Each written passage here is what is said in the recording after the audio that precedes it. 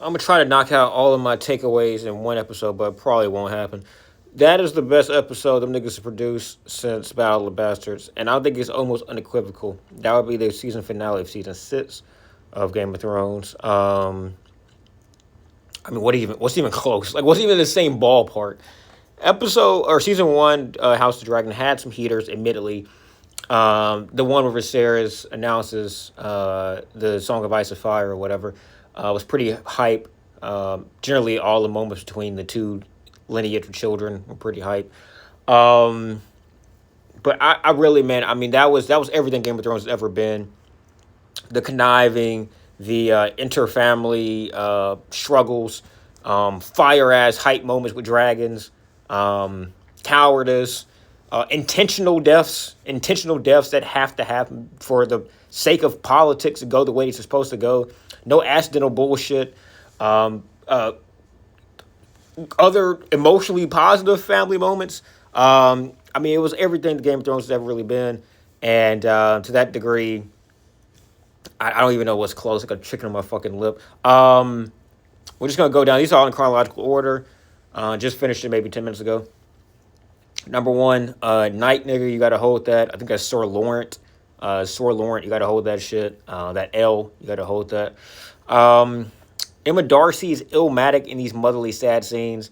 Emma Darcy is their pronouns, they, them. I'm trying to respect that as much as possible while just going talking my dome piece and trying to just run through it because it's tough when like they are playing a woman character. So try to keep this in perspective. But Emma Darcy is or has been, I think, sensational in whatever role that they have been given in the series at this point. Whether it be basically the adult version of young Rhaenyra, very punky, very spastic, but just kind of naivete, naivete, naivete. But this is almost been a new Rhaenyra. We've got this Rhaenyra that's almost like kind of this blend between the heartbroken one, um, the one that recognized her duty to the lands and the throne and all that. It's almost Daenerys, late term Daenerys kind of character that's just like been fucked by the realm so many times that they're just like fuck it. I'm taking this shit in blood and I'm done fucking around. I'm gonna finally be decisive. And if only the path to get to this point of being decisive was better than what it was, all the accidental deaths, all the pussyfooting. If only that was presented a more entertaining and just honestly enjoyable manner, I would have been okay with all that leading up to this moment. The execution still was really good, but just the journey to get to here just has not been where it needed to be. But yeah, Emma Darcy, man, if they don't get an Emmy, I think would be for TV. If they don't get an Emmy from this season, especially with how bad the season or episode one was, and how they still carried a pretty, I think decent part, a decent. They did a decent job with what they had in that episode, and what they appear to have going forward appears to be pretty good. So I'm wishing the best for Emma Darcy. The Valerian narrative is still some of the best content the series has to offer. I would say that's almost unequivocal, considering how shitty episode 1 was and how mid season 2 was. It's been a while since the actual Targaryens have given anything of value in this series, so at least before this episode. So the Valerian narrative has been strong throughout, and it was wonderful to see the remaining of good mind of his betrothed the Targaryen kids and then his bastards all kind of together. That shit was fire. And yeah, I mean, Corlys is just amazing.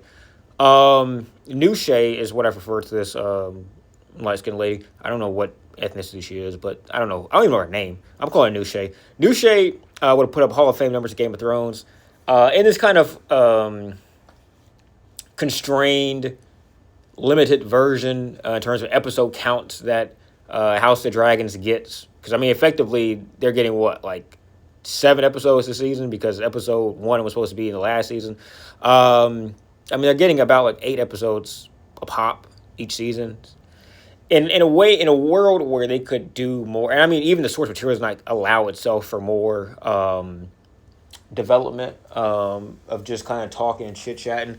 I mean, this shit is like, I'm 150 pages in.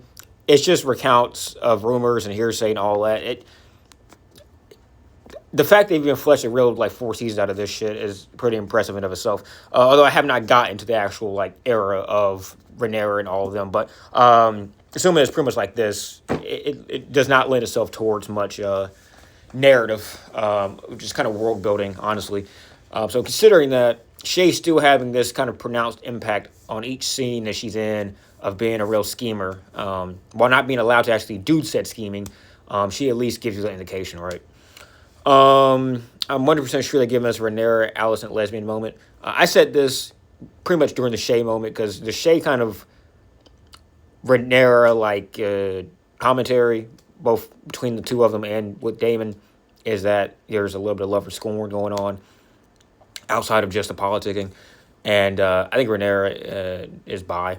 That's just kind of it's hard because like there's like that childish like love for everybody that she kind of had as a kid that didn't really get fleshed out in a romantic way, really, with any women. But I think that she's just very loving in general, you know. Daenerys reference, I think I said that because, oh yeah, because of the Song of Ice and Fire. That's it for any other reason. There's another Daenerys moment that I think is a reference, a callback. Shout out to Daemon for finally putting the battering old girls back. So I don't think Daemon has done the best job as a husband or as a relative or in any capacity to like give us a productive, emboldened Rhaenyra. I'll be honest. I think anybody could agree with that. He's done what needed to be done to keep Rhaenyra alive and usually a lead in this whole war. But at the same time, he's held her back in other ways as well. So this was really the first moment, and even maybe even the first episode where I really felt like Daemon has just been consistently bettering Rhaenyra. And I think that's been an upward trajectory since he had the Song of Ice and Fire from Alice Rivers. It's hard not to feel bad for Alice the person. So basically this guy, Sir Strong, I believe is, or Sir, whoever the fuck, that motherfucker, Sir Jasper. Sir Jasper attempts to rape Alicent. Basically, he does not truly care about the fact that she essentially sold the realm, or at least King's Landing, for Rhaenyra. He's using that to basically have a battery in his back to rape Alicent, as I probably took it to mean he's going to do that, and then also sell Alicent to the higher ups, I guess it's left in King's Landing. But that was going to be his charge to do so, and the rape person he probably was going to do anyway. That was the most barbaric, I would say, probably seen in this series so far, but also probably the most Game of Thrones way of handling male-women interactions that at least early Game of Thrones, because, I mean, if you thought to yourself, like, the guys that are truly just fucking, like, just terrible to women in early Game of Thrones, like, you know, season 1 through 6, season 1 through 5, we'll say. Whatever. The cutoff is Ramsay Bolton. Ramsay Bolton is who I'm trying to cut off here. But, like, Joffrey, Ramsay Bolton,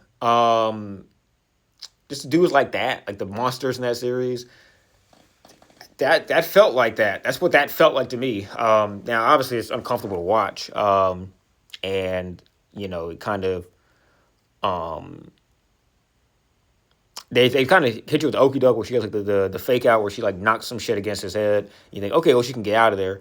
And again, most of Game of Thrones, you know, that kind of hope is dashed pretty quickly. But thankfully, they don't go into it as deeply as I feel like Game of Thrones would. If you go back to that Sansa Ramsay Bolton scene, that shit is heinous. So, you know, I appreciate, I don't know if we necessarily need to see like too much more detail than what we got in that. That hit me. That was probably the first time I got charged behind the obviously misogyny that's in the series, but that was the first time I was like, okay, this is uncomfortable. Like, this is visually uncomfortable that I can remember in a while. There might have been another moment at some point that was kind of sexually assault-esque in this series, in this spinoff, but that's the first one I recall since Game of Thrones. I got 15 more points, and I got 20 seconds left, so we'll just go ahead and get to the next one.